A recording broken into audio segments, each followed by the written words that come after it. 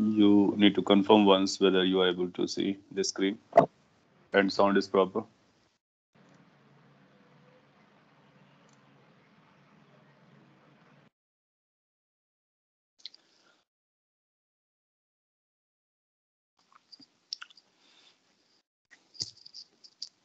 So am I audible and the screen is there properly to all of you?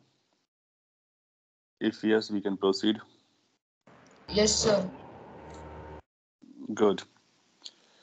So अभी तक हम लोगों ने कैलकुलस में कुछ पढ़ा हुआ है जिसको डिफरेंशिएशन कहते हैं.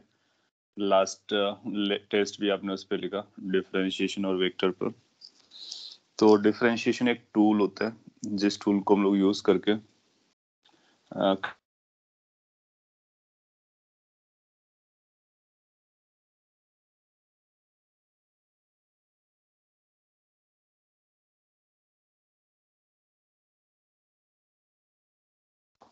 so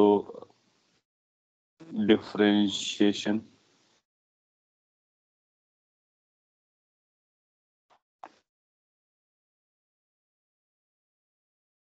में आप में से कई लोगों को प्रॉब्लम आ रही है और आना भी चाहिए क्योंकि वो स्टार्टिंग में समझना थोड़ा सा टाइम लगता है.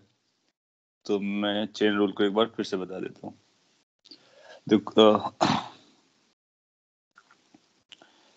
चेन रूल का मतलब क्या, पहले मैं आपको शॉर्टकट में बताता हूँ जिसका यूज है. डिटेल में तो मैंने आपको पहले बता रखा है.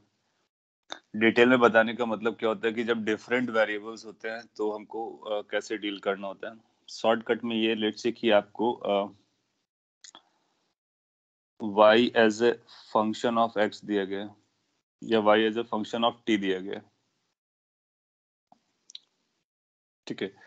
t कुछ कैन बी एनीथिंग, लाइक कोई भी एक फंक्शन हो, वेरिएबल हो सकता है t, और आपसे कहता है कि फाइंड dy अपॉन dx. सो यहाँ पर इशू क्या बन रहा है? इशू ये बन रहा है कि ये जो वेरिएबल है और ये जिसके रिस्पेक्ट हम लोग डिफरेंशिएट कर रहे हैं वो सेम नहीं है. अब ऐसा हो सकता है t की वैल्यू 2x भी हो जाए, ऐसा भी हो सकता है t की वैल्यू x स्क्वायर भी हो जाए, ऐसा हो सकता है t की value x cube plus 3x plus 2 हो जाए, कुछ भी हो सकता है. Like t is different than x. वो केवल x नहीं होगा, उसके अलावा कुछ भी हो सकता है. इवन x भी होगा तब भी रूल चलेगा. So rule will still be valid. अगर वो t अगर x भी होता है तब भी आपको ये रूल लगा देना है. सो जनरली x नहीं होगा क्योंकि x होता है तो हम डायरेक्टली फिर x ही लिखेंगे, फिर अलग अलग लिखने का कोई मतलब नहीं है. तो अब इसको अगर हमको डिफरेंशिएट करना होता है तो हम लोग कैसे निकालते हैं कि dy अपॉन dx लिखते हैं, dy अपॉन dx. लेकिन जब डिफरेंशिएट करेंगे तो इसको आप लिखोगे ऐसे d अपॉन dx, लेकिन डिफरेंशिएशन ft का करना है. तो बेटर हम लोग क्या करते हैं कि जो अंदर वाला वेरिएबल है उसी को लिख लेते हैं और फिर dt अपॉन dx अलग से कर देते हैं. सो हुआ क्या, अगर आप एग्जैक्टली ध्यान से ऑब्जर्व करो तो हुआ सिंपली ये कि जो फंक्शन था उसका हमने एक बार डिफरेंशिएशन किया. जो भी वेरिएबल हो हमको फर्क नहीं पड़ता है, उसको हमने एक बार डिफरेंशिएट किया. इसके बाद फिर किससे मल्टीप्लाई किया? मल्टीप्लाई हमने उस वेरिएबल का डिफरेंशिएशन से किया जो इसके अंदर था. दस डन. इसी को चेन रूल बोलेंगे. सो कोई भी फंक्शन आपको गिवन है, पहले आप उसको डिफरेंशिएट कर डालो.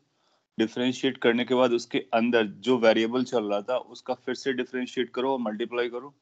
That becomes the chain rule. Example जो आपने प्रीवियसली किया था उसको यहाँ पर इलेबोरेट करता हूँ मैं.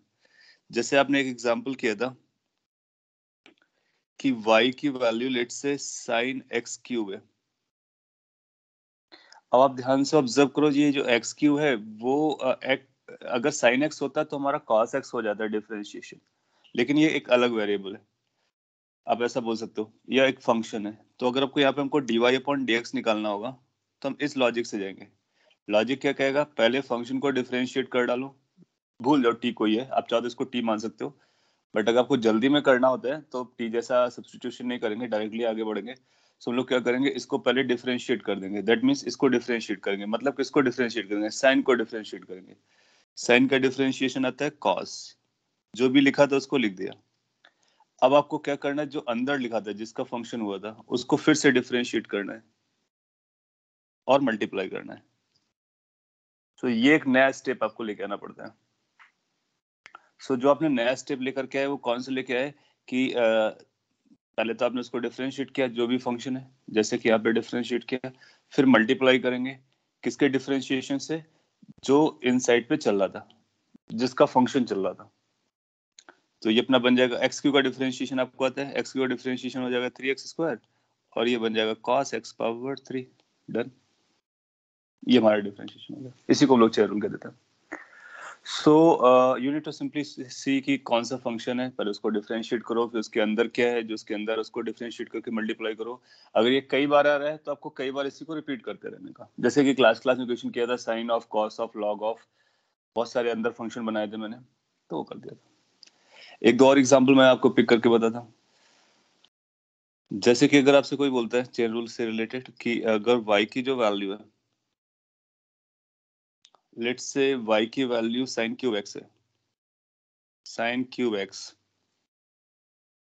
और आपको पता करना है dy/dx,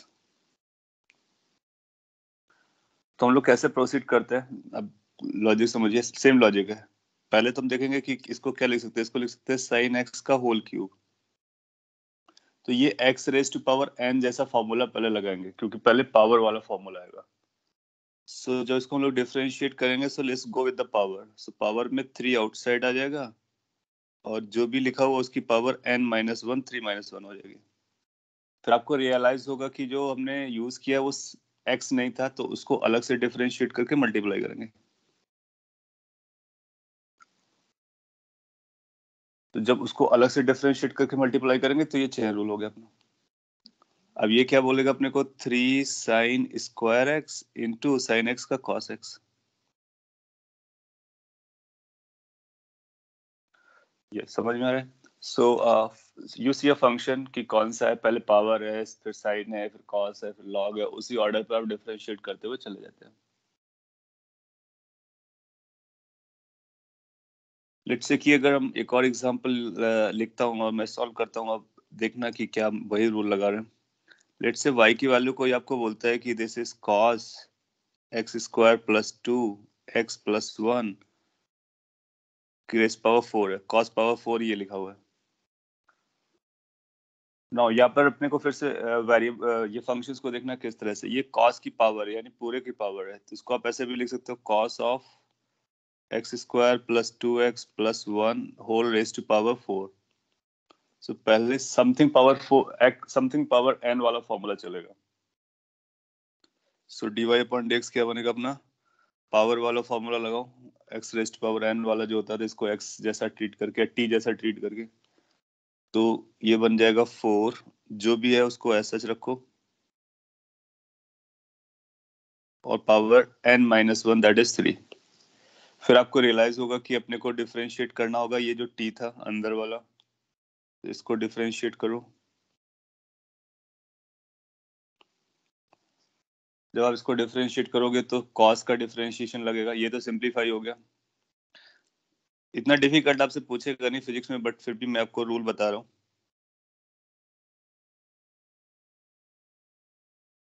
अब इसका आपको डिफरेंशिएट करना है। इसमें सबसे पहले कौन सा फंक्शन आ रहा है, cos। cos का डिफरेंशिएशन होता है माइनस साइन, और जो भी अंदर है t उसको रहने दो। लेकिन आपने इसको डिफरेंशिएट, अब क्या बचा, ये बचा इनसाइड में नया वेरिएबल और फंक्शन, तो d/dx इसका डिफरेंशिएशन अलग से कर दो। तो अब देखो चेन रूल यहाँ पे 2 बार लगा, पहले पावर के बाद cos को डिफरेंशिएट करने के लिए, फिर cos को डिफरेंशिएट करने के बाद cos के अंदर वाले को डिफरेंशिएट करने के लिए। अब ये सेटल हो जाएगा क्योंकि इसका डिफरेंशिएशन एग्जैक्टली निकल आएगा। तो जब इसका डिफरेंशिएशन आप निकालोगे तो फिर ये बन जाएगा 2x प्लस 2। सो अपना फाइनल आंसर कुछ ऐसा आ जाना चाहिए, -4 cos cube x² plus 2x plus 1 into sine x² plus 2x plus 1 into 2x plus 2। अब किसको डिफरेंशिएट करना है, अब आगे कुछ बचता ही नहीं है, क्योंकि आपने फंक्शन इसको डिफरेंशिएट कर लिया तो ये कंप्लीटली डिफरेंशिएट हो गया, तो यहाँ से चेन रूल स्टॉप हो जाता है।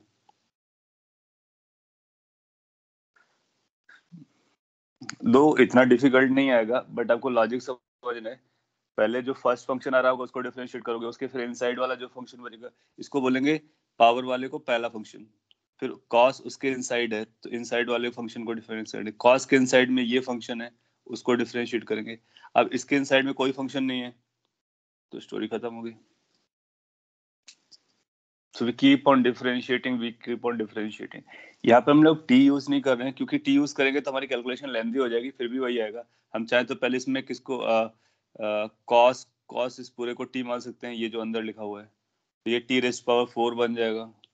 फिर t की वैल्यू वापस रख देंगे तो फिर इसमें फिर इसको t मान लेंगे या फिर इसके अंदर वाले को कुछ z मानेंगे, फिर से डिफरेंशिएट करेंगे। तो उसमें लिखोगे तो आपको काफी ज्यादा पेजेस की जरूरत पड़ेगी, अपने को जल्दी करना होता है तो आप पहले पावर को हैंडल करो, फिर कॉस को हैंडल करो, फिर उसके इनसाइड को हैंडल करो, सबको मल्टीप्लाई करते चले जाओ, डन हो जाएगा। We stop when we get truly in terms of x, right? Yes, when we truly get in terms of x, उसके बाद वो फिर अब ये x के टर्म में आ गया। अब आपको इसके इनसाइड में कुछ भी नहीं दिख रहा है तो ये यहाँ से हमको डिफरेंशिएट करने के बाद स्टॉप कर देने का। जब तक ट्रूली एक्स के टर्म में नहीं आएगा तब तक हमको ये चेन रूल लगाते रहना। मोस्टली एक ही दो बार आपसे पूछा जाएगा, जैसे कि ऐसा पूछेगा आपसे, एक लास्ट एग्जांपल मैं इसका कर लेता हूँ फिर आगे बढ़ता हूँ। जैसे कि आपसे पूछेगा y is equal to sine 2x plus 3। अगर ये y दिया गया तो dy अपॉन dx कितना आएगा बता दें आप।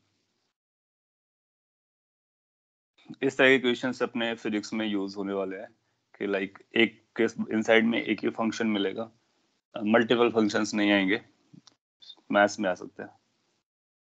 सो लेट्स से अगर y की वैल्यू sin 2x प्लस 3 आते हैं कभी और आपसे पूछा जाता है कि इसको डिफरेंशिएट करो, dy अपॉन dx निकालो, तो क्या आपका पहला आंसर आएगा कि हम पहले cos को डिफरेंशिएट, sin को डिफरेंशिएट करेंगे, बन जाएगा cos 2x प्लस 3, फिर 2x प्लस 3 को अलग से डिफरेंशिएट कर देंगे और मल्टीप्लाई कर देंगे। 2x प्लस 3 को जब मल्टीप्लाई करोगे डिफरेंशिएट करके तो वो 2 बचेगा बेसिकली। गुड, तो ये आ जाएगा 2 times cos of 2x plus 3। हो गया आंसर।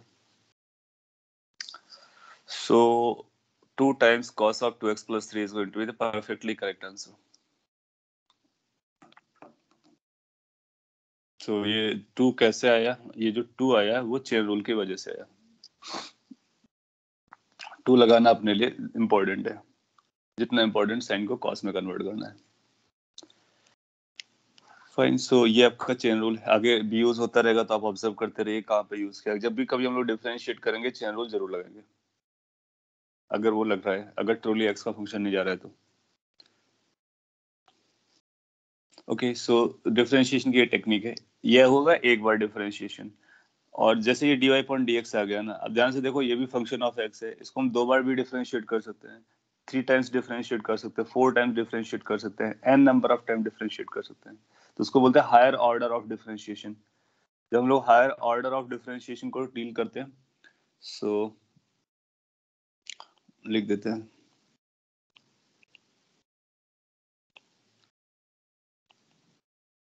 Second order differentiation.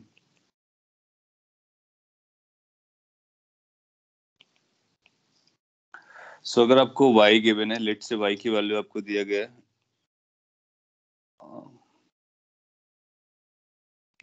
इसको सेकंड भी लिख सकते हो, हायर भी लिख सकते हो, तो अगर बाकी सारे लिखना होगा तो हायर लिख लेंगे। Let y is equal to fx अपने को दिया है, तो जब हम लोग dy अपॉन dx निकालते हैं, ये फर्स्ट ऑर्डर ऑफ डिफरेंशिएशन, इसको हम लोग f डैश x लिख सकते हैं। आपने देखा तो इसको हम y डॉट भी लगा सकते हैं या फिर y डैश, ये इसके नोटेशंस हैं, तो इसको बोलते हैं first order differentiation.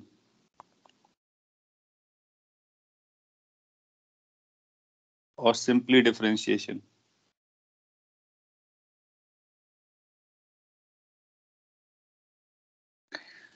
In case अगर आप इसको फिर से डिफरेंशिएट करना है तो आपको पता है ना कि डिफरेंशिएशन में एक ऑपरेटर लगाते थे, कौन सा ऑपरेटर था? d upon dx। तो d अपॉन dx को फिर से लगाना पड़ेगा, यही हमारा ऑपरेटर होता है। तो जब इसमें हम फिर से d अपॉन dx लगाएंगे तो ये बनेगा d upon dx of dy upon dx, और इसी को हम लगाएंगे d upon dx on f dash x, जो डिफरेंशिएटेड फंक्शन उसको फिर से डिफरेंशिएट कर रहा है। तो ये हमारा हो जाएगा सेकेंड ऑर्डर डिफरेंशिएशन। इसको लिखेंगे कैसे? तो ये डी और डी आ जाता है, तो इसका मतलब d square y upon d x square, ये नोटेशन बनेगा। सो जब ऐसा लिखा जाए d square y upon d x square, इसका मतलब हम वाई का डिफरेंशिएशन ट्वाइस कर रहे हैं, 2 बार कर रहे हैं। किसके रिस्पेक्ट में? एक्स के रिस्पेक्ट में। सो इसको जब हम दोबारा लगाते हैं तो नोटेशन इस तरह से लिखा जाता है, d square y upon d x square.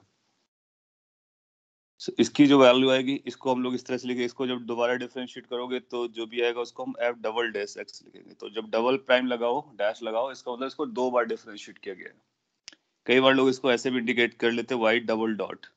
Double dot means twice differentiation of y with respect to x, और वाई डबल डैश। तो ये सारे नोटेशंस हैं डबल डिफरेंशिएशन, इसको बोलेंगे second order differentiation.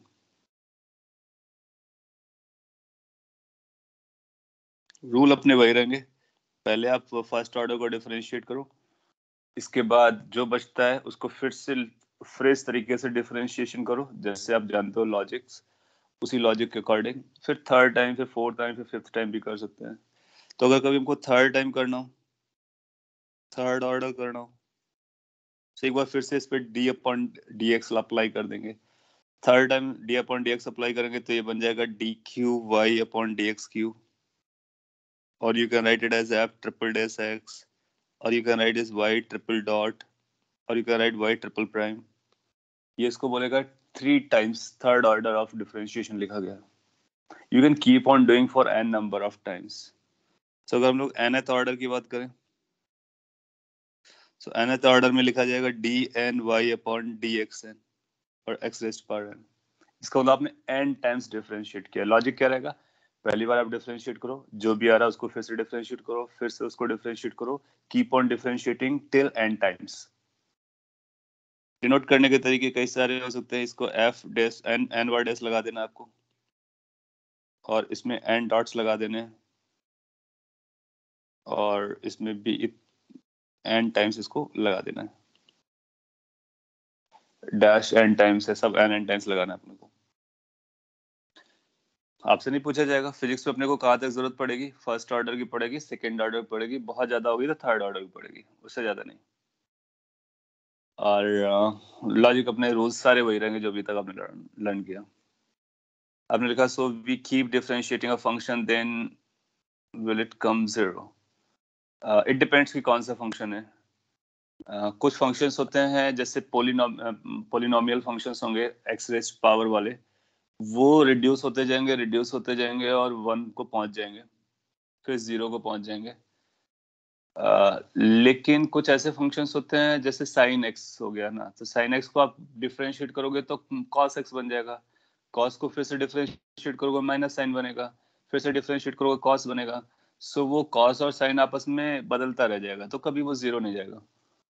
So it depends कि कौन सा फंक्शन है। एक्सपोनेंशियल फंक्शन होगा e की पावर x, वो हमेशा e की पावर x रहेगा, नो मैटर कितने टाइम्स आप डिफरेंशिएट करते हो। सो पॉलिनोमियल फंक्शंस जो होंगे they will become 0 after long differentiations. Example मैं Sir, पिक करता हूँ। Yes sir, differentiation of minus sin x will be minus cos x. हाँ, माइनस इज लाइक -1 से मल्टीप्लाइड है, तो -1 कांस्टेंट होता है, उसको बाहर निकाल लोगे तो -1 रिटेन करेगा, फिर cos को आप साइन में कन्वर्ट कर दोगे। Okay, sir. लेट्स से कि हमको ऐसा दिया गया y की वैल्यू है 3x square plus 2x plus 6, और आपसे कहा जाता है find d cube y upon d x cube.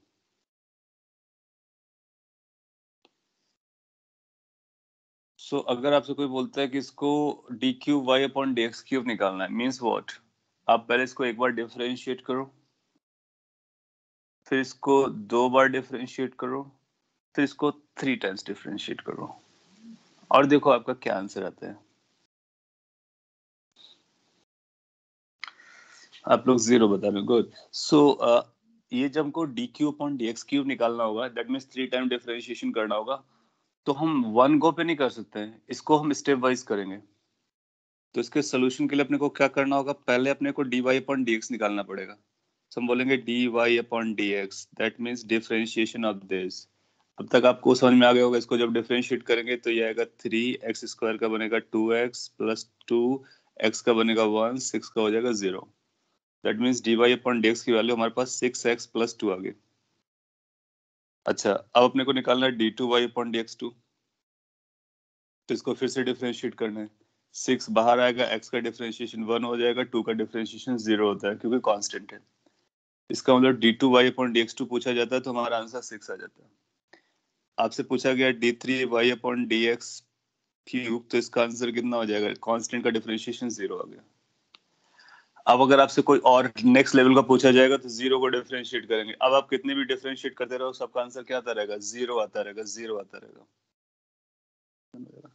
सो पॉलिनोमियल फंक्शंस जो होते हैं, जो एक्स की पावर्स में चल रहे होते हैं, वो रिड्यूस होते रहते हैं, रिड्यूस होते रहते हैं, और किसी डिफरेंशिएशन के बाद 0 हो जाते हैं। जैसे क्वाड्रेटिक है, तो क्वाड्रेटिक इक्वेशन जो होगी x⁻2 को हम लोग क्वाड्रेटिक बोलते हैं।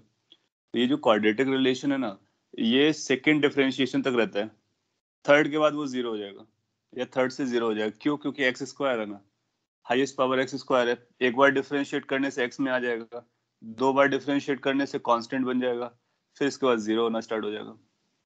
सो हम लोग पावर को देख करके गेस कर लेते हैं कि कहाँ तक, कितने डिफरेंशिएशन तक ये चलने वाला है।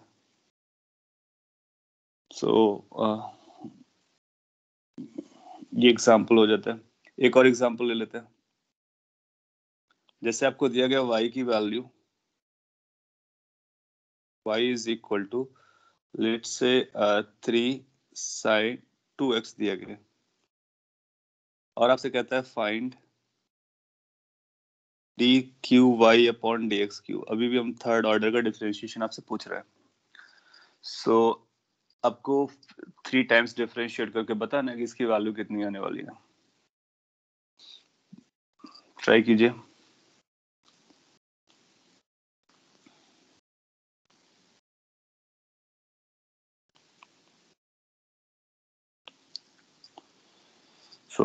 मैं सॉल्व करना स्टार्ट कर रहा हूँ, पैरेलली आप ट्राई कर रहे होगे।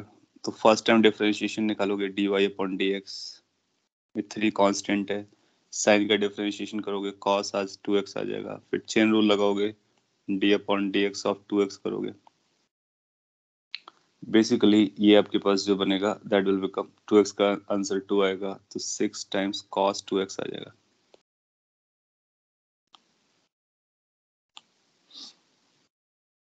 तो आपको एक बार डिफरेंशिएशन पता चल गया। Now you will go for the twice differentiation, then thrice differentiation. जितनी बार पूछेगा आप इसी को कैरी ऑन करते रहेंगे। फिर लेट्स से डबल डिफरेंशिएट करते हैं, तो d2y/dx2, इसका मतलब इसको फिर से डिफरेंशिएट करना है, यानी d/dx लगाना है किस पर? 6 cos 2x पर। अगर आप अभी फास्ट नहीं हो पा रहे हो तो स्टेप वाइज लिखो। d/dx फिर से लगाना है, तो 6 बाहर आ जाएगा, cos का डिफरेंशिएशन आप जानते हो माइनस साइन होता है, तो ये माइनस साइन 2x हो जाएगा। चेन रूल लगाओगे, 2x का अलग से डिफरेंशिएट करोगे तो 2 आ जाएगा। सो ये बन जाएगा -12 sin 2x। अब आप सेकेंड ऑर्डर तक पहुंच गए, अब आपको थर्ड चाहिए था। और थर्ड क्या करेंगे, एक बार फिर से डिफरेंशिएट कर देंगे। So just apply d/dx and on this number -12 sin 2x।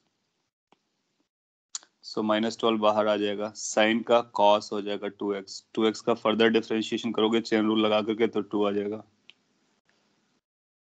So ultimately हमारे पास -24 cos 2x बचेगा। So -24 cos 2x is a perfect answer. Now you see कि इसको हम कब तक, जब तक चाहो आप इसको हम कैरी कर सकते हैं। थर्ड है, फोर्थ निकाल सकते हैं, फिफ्थ निकाल सकते हैं, सिक्स निकाल सकते हैं, nth निकाल सकते हैं। और आप जब भी कोई निकालोगे तो अब ये 0 नहीं जाएगा, ये या तो देखो क्या क्या आंसर आएगा, या तो cos 2x के टर्म में आएगा, या sin 2x के टर्म में आएगा, या cos 2x के टर्म में आएगा, या sin 2x के टर्म में आएगा। ये अपने आप को रिपीट करता रहेगा। हाँ, ये कांस्टेंट जो है वो बदलते रहेंगे, तो कौन से ऑर्डर पे जाना है उस ऑर्डर के अकॉर्डिंग कांस्टेंट भी हम डिसाइड कर सकते हैं। तो इसमें हम कोई भी ऑर्डर रिलेट करके बता सकते हैं। आगे देखोगे अब एक सीक्वेंस बनता चला जाएगा, उस सीक्वेंस के अकॉर्डिंग हम हाईएस्ट नंबर भी बता सकते हैं। लेट से कोई बोलते हैं कि d⁻100 y/dx⁻100 निकालिए, इसको मतलब 100 टाइम डिफरेंशिएट करना है, हम कर सकते हैं। We can get a logic of this कि 100 टाइम डिफरेंशिएट करके कितना आने वाला है। एनीवे उतना ज्यादा अपने को जरूरत नहीं पड़ेगा, मैथ्स में पड़ेगा आपको तो मैथ्स में आप कर रहे होगे, अपने को एक दो डिफरेंशिएशन की जरूरत पड़ती है, हम कर सकते हैं। So you have understood what the differentiation is, and also you have understood what are the higher level or higher order of differentiation, like twice, thrice, and more. इसके बाद अभी तक हम लोग जो डिफरेंशिएशन कर रहे थे ना, वो एक डिपेंडेंट वेरिएबल था और एक ही इंडिपेंडेंट वेरिएबल रहता था, y और x। हाँ, ये x का फंक्शन हो सकता था, लेकिन ओवरऑल x ही रहता था। तो ये सिंगल इंडिपेंडेंट वेरिएबल का रिलेशन था, यानी दो वेरिएबल्स का रिलेशन था या फंक्शन था।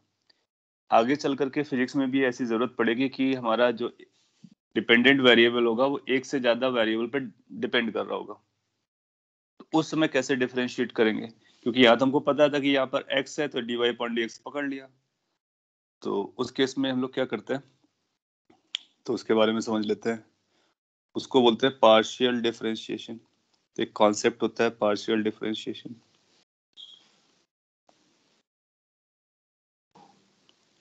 सो अगर हमको जरूरत पड़ेगी तो हम लोग पार्शियल डिफरेंशिएशन भी किया करेंगे।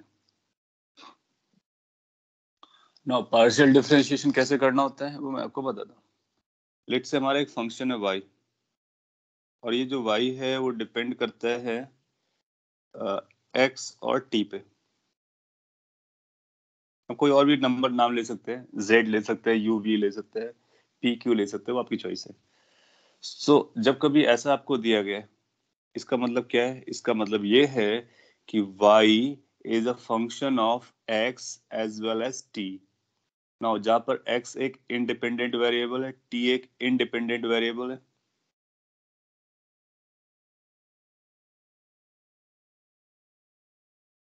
ये दोनों इंडिपेंडेंट वेरिएबल्स हैं और y उन पर डिपेंड करता है। अब आपसे इस पे पूछता है कि इसको डिफरेंशिएट करो। जब इसको डिफरेंशिएट करना होगा तो अपने को कुछ आइडियाज चाहिए, लाइक कि क्या हम यहाँ पे dy अपॉन dx लिखेंगे या फिर हम dy अपॉन dt लिखें, क्या लिखें, क्योंकि ये t का भी फंक्शन है, x का भी फंक्शन है। तो फिर हम लोग क्या करते हैं, यहाँ पर हम dy ना तो dy अपॉन dx लिखते हैं ना dy अपॉन dt लिखते हैं। इसको डिफरेंशिएट करने के लिए हम फिर क्या करते हैं, पार्शियल डिफरेंशिएशन वर्ड यूज करते हैं। पार्शियल मतलब इसको हम डिफरेंशिएट करेंगे या तो x के रिस्पेक्ट में या फिर t के रिस्पेक्ट में। तो x के रिस्पेक्ट में डिफरेंशिएट कर रहे हैं, इसको हम फुल डिफरेंशिएशन नहीं कर रहे हैं, पार्शियल कर रहे हैं, इसलिए नाम है इसका पार्शियल डिफरेंशिएशन।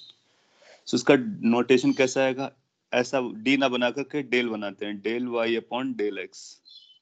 जब कभी d की जगह पर डेल लेटर आ जाए, ये सिंबल आ जाए, इसका मतलब ये पार्शियल डिफरेंशिएशन है। तो इसको हम लोग पढ़ेंगे, दिस इज पार्शियल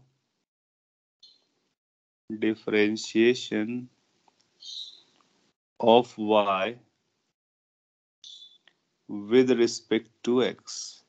तो ये y का डिफरेंशिएशन है x के रिस्पेक्ट में, लेकिन ये पार्शियल है।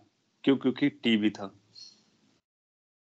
और del y upon del t calculate करोगे तो ये आएगा partial differentiation of y with respect to t। ज्यादा और भी ज्यादा आएंगे, सपोज कर लीजिए 3 होते, 4 होते, 5 होते, तो इसी चीज को हम कंटिन्यू कर लेते हैं। This is called partial differentiation. कैसे परफॉर्म करते हैं, हमारे पास वही रूल रहेंगे जो रूल अभी तक आपने लर्न किए, सारे डिफरेंशिएशन के रूल वही रहेंगे। लेकिन जब हम लोग x के रेफरेंस में डिफरेंशिएट कर रहे होंगे तो हम t को कांस्टेंट ट्रीट करेंगे।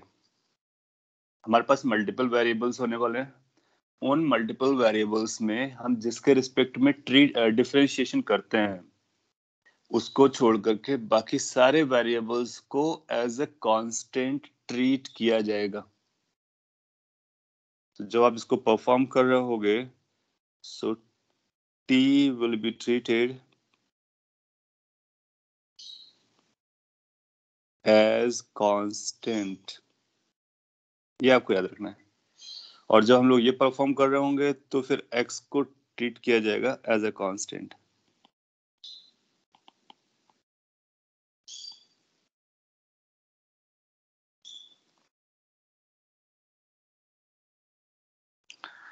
सो अब आपके पास कितने भी वेरिएबल्स का फंक्शन क्यों ना हो, आप सभी पार्शियल निकाल लोगे, उस पार्शियल में जिसके रिस्पेक्ट में आप डिफरेंशिएशन कर रहे हो केवल उसी को वेरिएबल एज्यूम करो और बाकी सभी को कांस्टेंट एज्यूम करो, डिफरेंशिएट कर डालो, रूल लगा दो जो भी आप जानते हो, प्रोडक्ट हो, डिवीजन हो, chain rule हो, whatever rule that you have learned, all rule can be applied.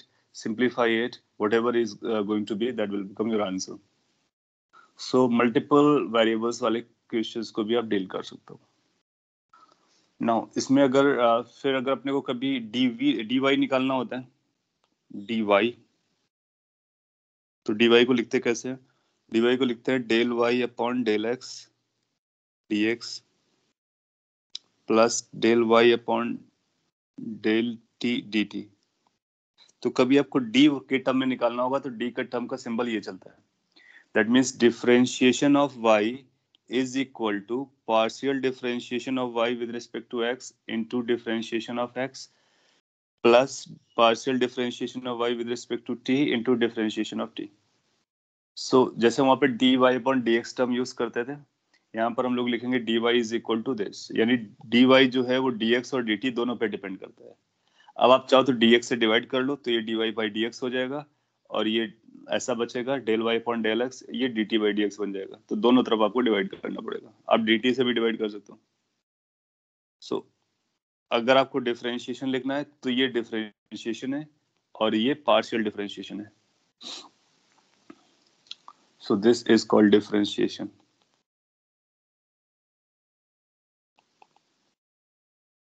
सो कभी आपसे ऐसा बोलता है कि इसको डिफरेंशिएट कीजिए, तो हम लोग क्या करेंगे, पहले पार्शियली डिफरेंशिएट करेंगे दोनों के रिस्पेक्ट में, फिर इस इक्वेशन में रख देंगे तो हम बोलेंगे ये हमारा डिफरेंशिएशन हो गया.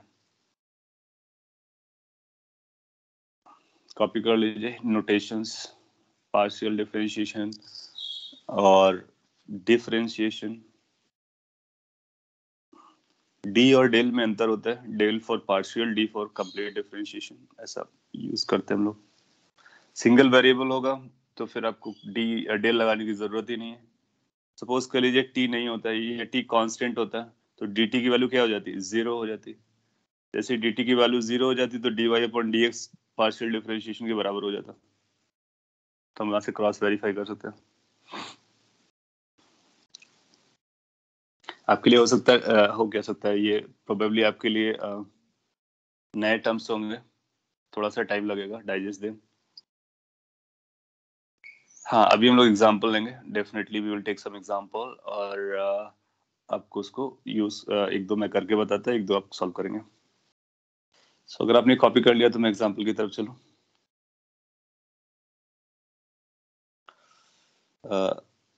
एग्जांपल,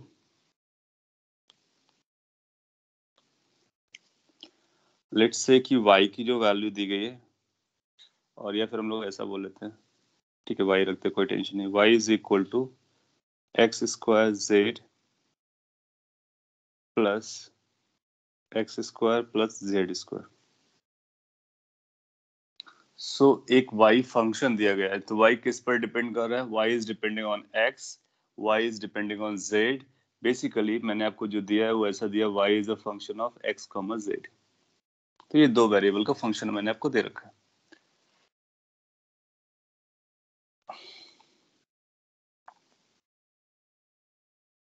आपसे पूछते हैं find del y upon del x.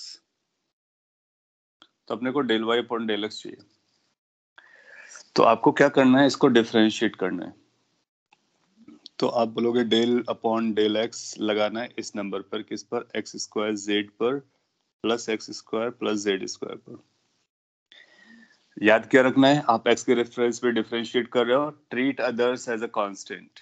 तो treat z as a constant. तो z आपके लिए कांस्टेंट है, तो ये तो z कांस्टेंट बाहर आ गया, 2x एक्स स्क्वायर का डिफरेंशिएशन ट्वाइस x हो जाएगा प्लस इस x स्क्वायर का डिफरेंशिएशन ट्वाइस x हो जाएगा. ये कांस्टेंट है, कांस्टेंट जीरो हो जाएगा. सो अपना आंसर आ जा रहा है twice x z plus twice x, और ट्वाइस एक्स कॉमन भी ले सकते हो और whatever. Yes, twice z x plus twice x, that's our answer. Yeah good to see कि आप डाइजेस्ट कर गए बहुत जल्दी. सो पार्शियल डिफरेंशिएशन में जिसके रिस्पेक्ट में आप डिफरेंशिएट करते हो उसके अलावा बाकी सारे वेरिएबल्स को कांस्टेंट ट्रीट किया जाता है. That's the rule. सपोज कर लीजिए आपसे पूछता है कि del y upon del z बताइए, तो जब z के रिस्पेक्ट में पूछेगा तो हम x को कांस्टेंट ट्रीट करेंगे। तो ये बनेगा x square z plus x square plus z square.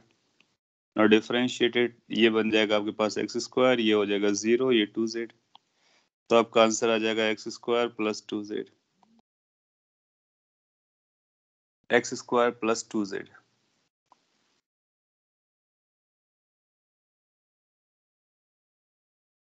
I use check your calculation.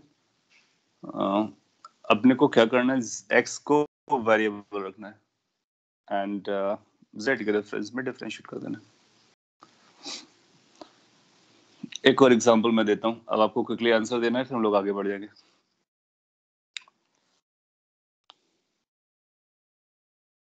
Physics में कैसे इक्वेशंस की जरूरत पड़ेगी, ऐसे पड़ेगी जैसे u की वैल्यू बोलेगा 3x square y z cube है। सो लेट्स से ये u दिया गया है, आपसे पूछा जाएगा find del u by del x। So del u upon del x निकालना है, इसका मतलब है u का पार्शियल डिफरेंशिएशन अपने को चाहिए and that with respect to x। So you try what the partial differentiation you are going to get this.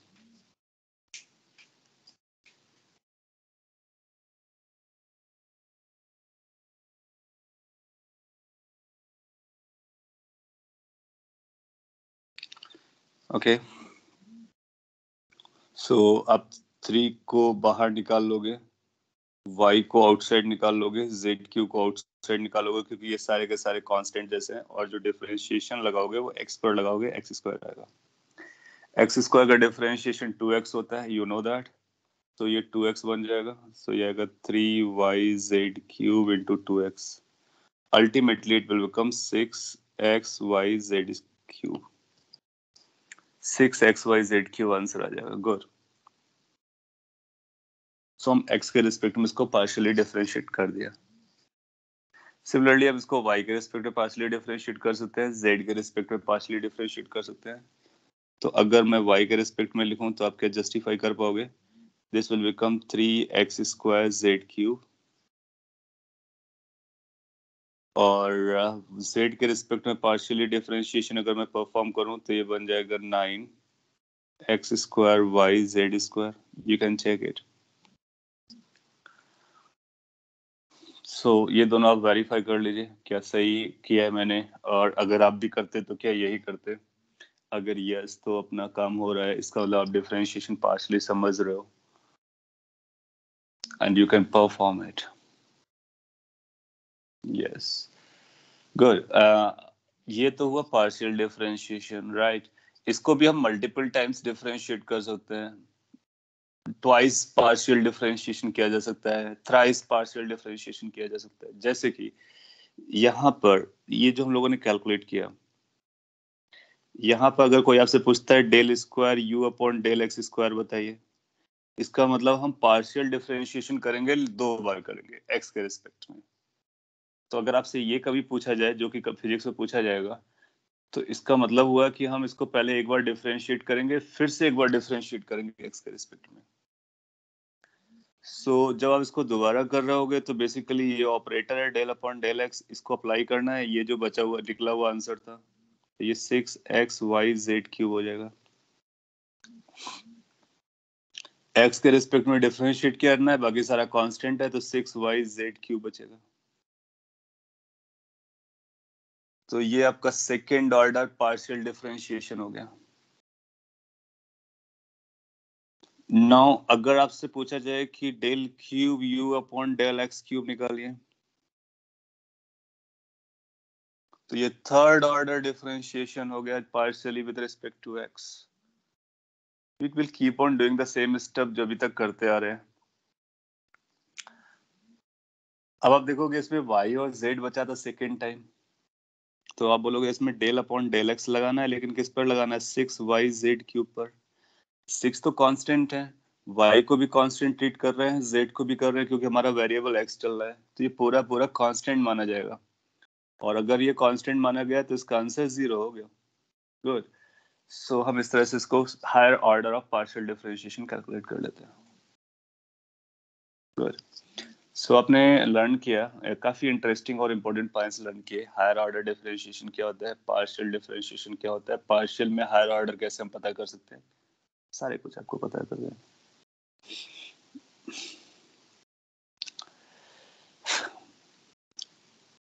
एक क्लास एग्जांपल और फिर इसके बाद में मैक्सिमा मिनिमा के बारे में आपको आइडिया देता है, यानी एप्लीकेशन ऑफ डेरिवेटिव्स के बारे में आइडिया देता है। अगेन अगला एग्जांपल जो है फिजिक्स में आने वाला है, इसलिए हम फिजिक्स की लैंग्वेज यूज कर लेते हैं। आपको ऐसा दिया जाएगा y is equal to a sine के x minus omega t plus 5। ऐसी इक्वेशन आप पढ़ोगे कभी ना कभी, जहां पर मैं आपको बता देता हूँ a कांस्टेंट है, k कांस्टेंट है, ओमेगा कांस्टेंट है एंड 5 दे आर कांस्टेंट्स।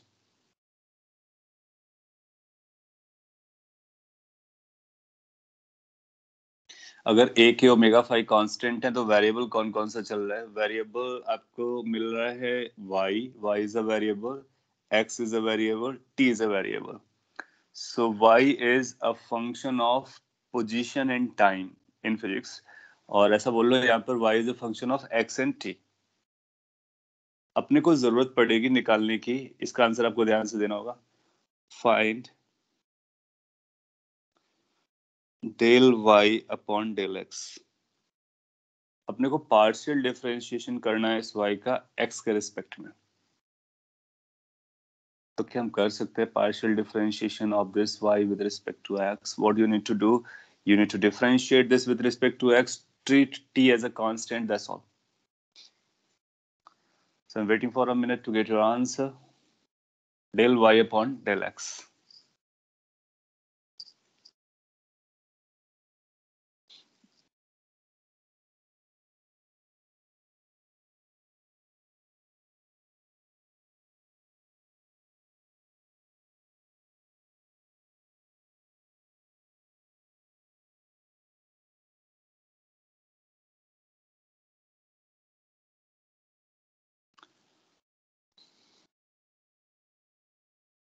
एक आंसर आया है a cos kx minus omega t minus phi into k. Good. Yeah. So good. So आप बोलोगे डेल अपॉन डेल एक्स, यानी डिफरेंशिएशन करना है किसका, a sin kx minus omega t plus five का, और a कांस्टेंट है तो a तो बाहर आ जाएगा। साइन का डिफरेंशिएशन होगा कॉस में, kx minus omega t plus five आता है।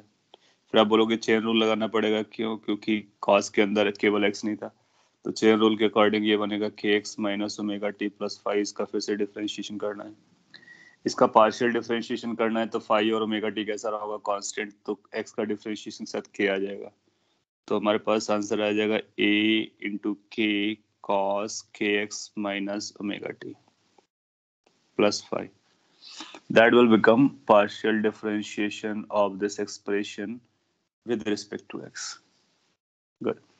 तो फिजिक्स में क्या होगा, इस तरह की इक्वेशन हम लोग लिखेंगे। ये इक्वेशन हम लोग SHM से आगे चल करके वेव में लिखने वाले हैं। SHM में भी सिमिलर होता है, वेव की इक्वेशन है। So that's called equation of wave, that's called equation of wave. हम लोग आगे पढ़ेंगे डिटेल में, और वहां पर अपने को sorry del y upon del x की जरूरत पड़ेगी। जैसे हमको del y upon del x की जरूरत पड़ेगी तो हम लोग क्या करेंगे, इससे डायरेक्टली ये आंसर लिखेंगे। तो यहाँ से यहाँ तक पहुंचना उस समय आपको ये समझ में आना चाहिए कि हम यहाँ से यहाँ पे डायरेक्टली कैसे पहुंच रहे हैं। वो आपको तभी समझ में आएगा जब आप आज के अभी के जो चलने वाले लेक्चर्स हैं उनको आप वैल्यू कर रहे हो, इंपॉर्टेंस दे रहे हो। वहां पर हम ये समझ जाएंगे कि हमारे पास कांस्टेंट है, ये पार्शियल डिफरेंशिएशन है, और चेन रूल भी लगता है। फिर हम यहाँ तक आते हैं। अब में से ऑलमोस्ट सभी लोगों ने सही बोला है, और अगर आपको सही नहीं आया है तो आपको करेक्ट करना है। तो del y upon del x निकाल दिया आपने। इसी तरह से हम del y upon del t भी निकाल सकते हैं। अपने को और भी जरूरत पड़ेगी, ऐसे जरूरत पड़ेगी del square y upon del t square. क्या आप बता सकते हो ये कितना जाएगा? ये वही है जो भी थोड़ी देर पहले लर्न किया। आप इसको पार्शियली डिफरेंशिएट करो टी के रिस्पेक्ट में, कुछ बच्चे बनेगा करके उसको फिर से डिफरेंशिएट करो विद रिस्पेक्ट टू टी। 2 बार डिफरेंशिएट करोगे अपना आंसर आ जाएगा। ट्राई फॉर दिस, थोड़ा सा डीपर है। partial differentiation of wave equation with respect to time. एक आंसर 0 बताया जा रहा है। Okay, will see that. अब क्रॉस चेक करो, 0 नहीं आना चाहिए। क्योंकि कॉस और साइन होते हैं ना, वो 0 नहीं होते हैं, वो अपने आप को वो रिपीट करते रहते हैं पीरियोडिकली।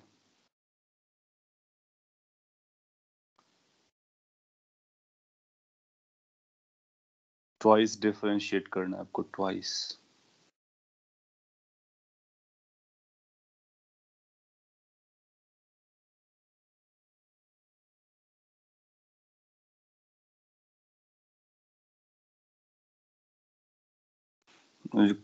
ठीक है, आप लोग ट्राई कर रहे हो लेकिन अभी तक आंसर तक नहीं पहुंच पाए हो।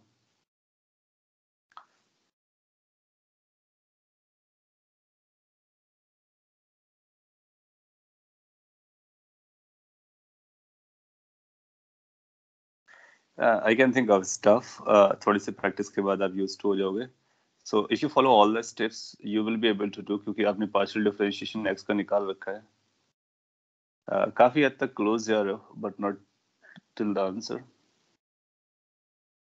मैं सॉल्व कर दूं। देखो क्या होगा, इसको आपको डिफरेंशिएट करना है 2 बार।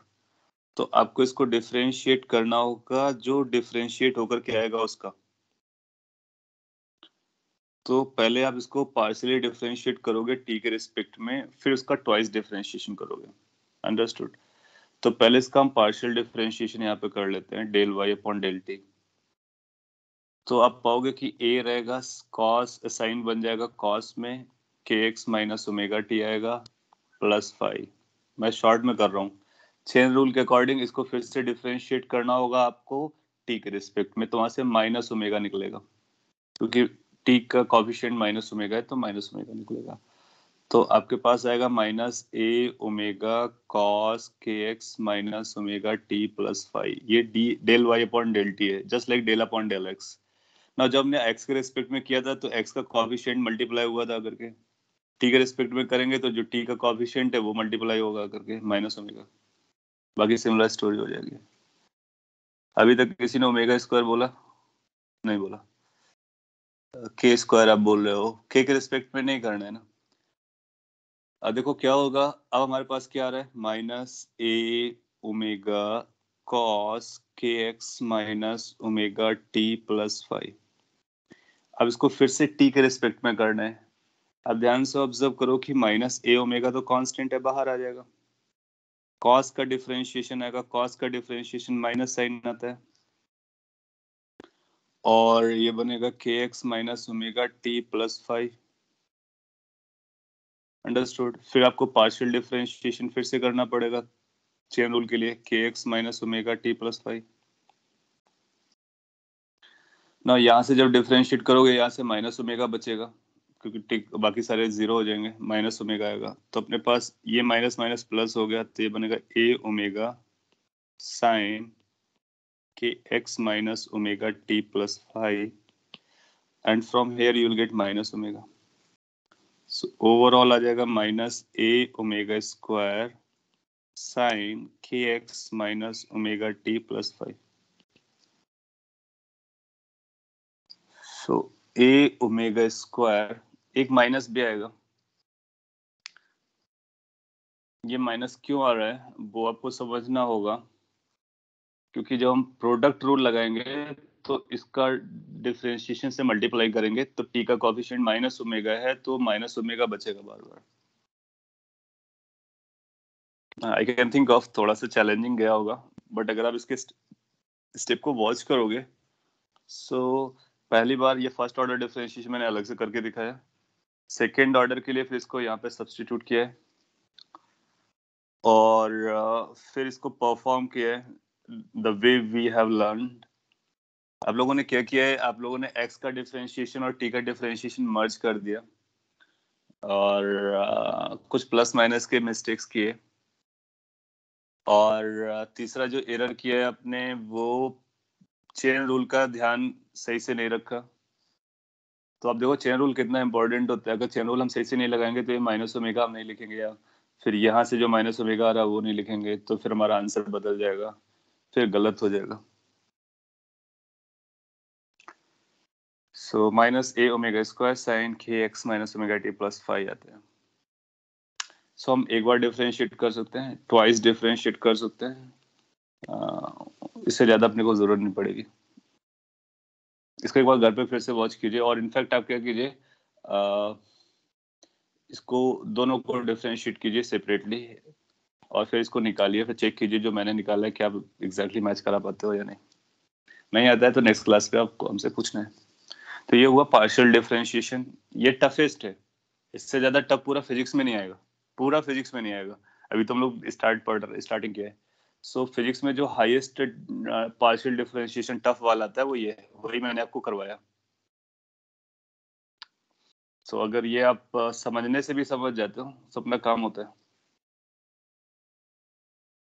अदरवाइज उससे पहले की जो स्टोरी है वो सिंपल वाली है, ये आपको आ रहा है कि कैसे हम पार्शियल डिफरेंशिएशन करते हैं, कैसे ट्वाइस थ्राइस करते हैं, सिंपल केसेस के लिए कैसे डील करते हैं, बस इन्हीं की जरूरत पड़ती है अपने को।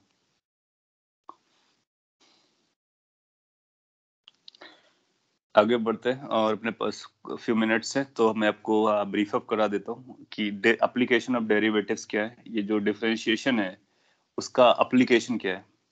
बहुत सारे एप्लीकेशंस हैं, जैसे स्लोप निकालना एक एप्लीकेशन था कि हम ग्राफ में स्लोप बता देते डिफरेंशिएट करके। रेट ऑफ चेंज निकालना होता है तो वेलोसिटी से हम एक्सेलरेशन निकाल लिया करेंगे, आगे फिजिक्स में बहुत सारा यूज करेंगे। अपार्ट फ्रॉम दीज थिंग्स हम मैक्सिमम मिनिमा निकालने में इसका यूज करते हैं। तो मैक्सिमम एंड मिनिमम,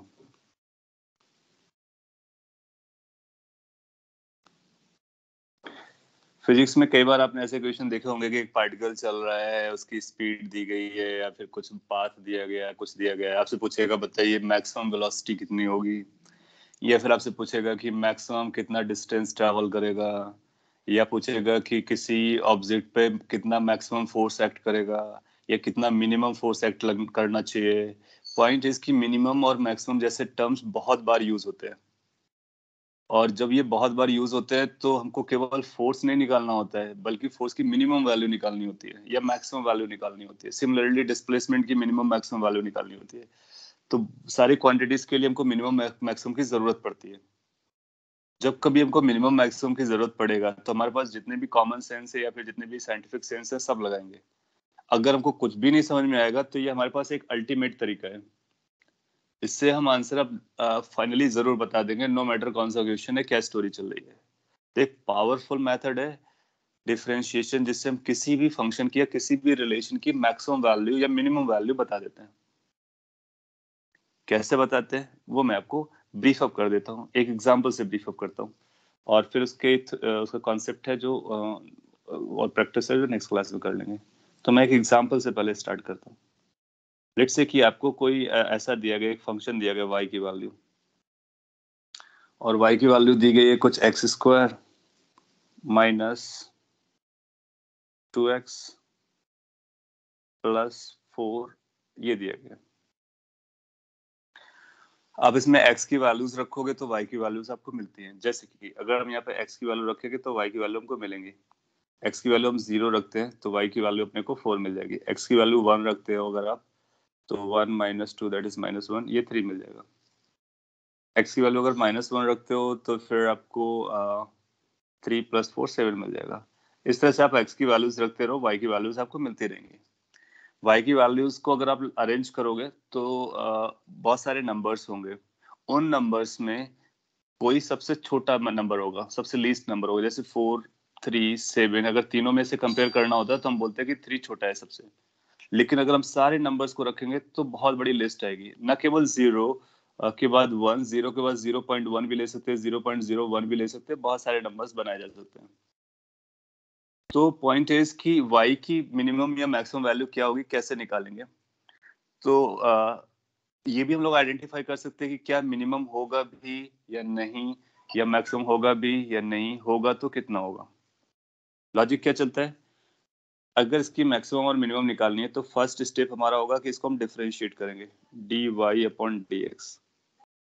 जैसे इसको डिफरेंशिएट करोगे तो ये आएगा 2x - 2। यहाँ तक आप समझ चुके हो। डिफरेंशिएट करने के बाद आपने एक लर्न किया था रूल, क्या लर्न किया था, या एक पॉइंट लर्न किया था, उस पॉइंट को मैं रिकॉल कराता हूँ, ग्राफ वाला। अगर इसको आप ग्राफ में प्लॉट करोगे तो ये ग्राफ कुछ ऐसा आएगा कि कुछ ऐसा आएगा, सम सॉर्ट ऑफ दिस। फिर आपने ये देखा था कि अगर इस पॉइंट पर, ये जो पॉइंट है, क्या यही मिनिमम पॉइंट होगा? यस। मिनिमम पॉइंट पर अगर हम टेंजेंट ड्रॉ करते हैं तो टेंजेंट ऐसा आएगा, इसका स्लोप कितना होगा?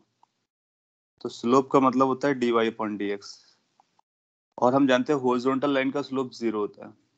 तो जब कभी हमको मिनिमम निकालना हो या मैक्सिमम निकालना हो, दोनों कंडीशन के लिए हम dy/dx को 0 रखते हैं। पहला पॉइंट ये करते हैं। सो आपको क्या करना होगा, dy/dx को 0 करो, पुट dy/dx इक्वल टू 0। जैसे आप इसको 0 प्लेस करोगे तो आपको एक वैल्यू मिलेगी x की, एक मिलेगी या एक से ज्यादा मिलेंगी। तो यहाँ से एक वैल्यू आ रही है x equal to 1। x equal to 1 आया, इसका मतलब ये जो x रहा होगा ये 1 रहा होगा। दैट मीन्स y की जो मिनिमम वैल्यू है वो 1 पर है। अब अगर आपको मिनिमम वैल्यू ऑफ y निकालना है, यानी y की मिनिमम वैल्यू निकालनी है, तो हम बोलेंगे y की मिनिमम वैल्यू आएगी x² - 2x + 4, और ये कब आएगी, जब x की वैल्यू 1 हो जाएगी। इसका मतलब हुआ जब इसमें x को 1 रखोगे तो 1 - 2 + 4 दैट इज 3। इसकी जो मिनिमम वैल्यू आने वाली है वो 3 आने वाली है। So y is equal to 3 is going to be its minimum value. That means no matter हम कौन सी x की वैल्यू रखते हैं, कौन सी x की वैल्यू रखते हैं, आप ये लिस्ट बनाओ, इस लिस्ट में कोई भी नंबर आपको 3 से कम नहीं मिलने वाला है। चाहे आप x को 0 लो, चाहे x को 0.1 लो, चाहे x को 1.02 लो, या कुछ भी नंबर लो, ये आपकी चॉइस है। नो मैटर कौन से नंबर लेते हो, आंसर 3 से छोटा नहीं आ सकता है। तो 3 इज द लीस्ट वैल्यू। ये इसकी मिनिमम वैल्यू अपने को पता चल गई।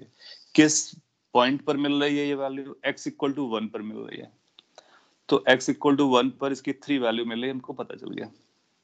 नाउ अभी ये तो मैंने ग्राफ बना दिया था, सिंपल केस था, जिससे अपने को पता चल गया कि ये मिनिमा ही है। आगे चलकर हम लोग ये भी डिसाइड करेंगे कि क्या मिनिमा है या मैक्सिमा है। That means x equal to 1 पर मिनिमा आ रहा है या मैक्सिमा आ रहा है, फिर इसकी वैल्यू निकालेंगे। तो मैं एक बार फाइनली बोल देता हूँ क्या स्टेप्स है हमारे पास। मिनिमम बोलेगा आपसे या फिर मैक्सिमम पूछेगा, कोई भी दोनों में से एक पूछे। इनको हम एक्सट्रीमम कहते हैं शॉर्ट में। दोनों को अगर एक साथ मिला दो तो एक्सट्रीमम कहलाता है। Extremum that means extreme value, either max और मिन। इसका जो एक्सट्रीमम होगा उसको निकालने के लिए पहले आप कोई भी फंक्शन हो, whether sine function, cos function, tan function और whatever, first step is to differentiate it, then to put it 0. When you put it 0 you will get couple of values of x, maybe 1, more than 1। फिर उन x की values को वापस उसी function पे रख दो, तो वहां से आपको या तो मैक्सिमम मिलेगा या फिर मिनिमम मिलेगा। अगर एक ही x की वैल्यू आ रही है तो फिर जो पूछा गया है वही मिलेगा। फिर हम x की वैल्यू को यहाँ पे रख करके y की वैल्यू बता देंगे कि वो मिनिमम है या फिर मैक्सिमम है, जो भी होगा पता चल जाएगा। हाँ, अगर कौन सी है ये डिसाइड करना होगा तो फिर हमारे पास कुछ और टेस्ट है जिनको हम लोग टेस्ट करेंगे। वो नेक्स्ट क्लास में मैं आपको बताऊंगा कि कैसे डिसाइड करना है कि मिनिमम है या मैक्सिमम है। बट जो भी होगा इसकी वैल्यू को रख करके निकालने से आ जाएगा। यहाँ पर बहुत ऑब्वियस है, जैसे y की वैल्यू 3 आई, किसी और वैल्यू पे चेक करो, ये 4 भी आ रहा है, 7 भी आ रहा है, इसका मतलब है 3 से बड़े नंबर लाई कर रहे हैं, एग्जिस्ट कर रहे हैं, इसका मतलब 3 लीस्ट होगा, दैट मीन्स 3 मिनिमम होगा। कॉपी कर लीजिए।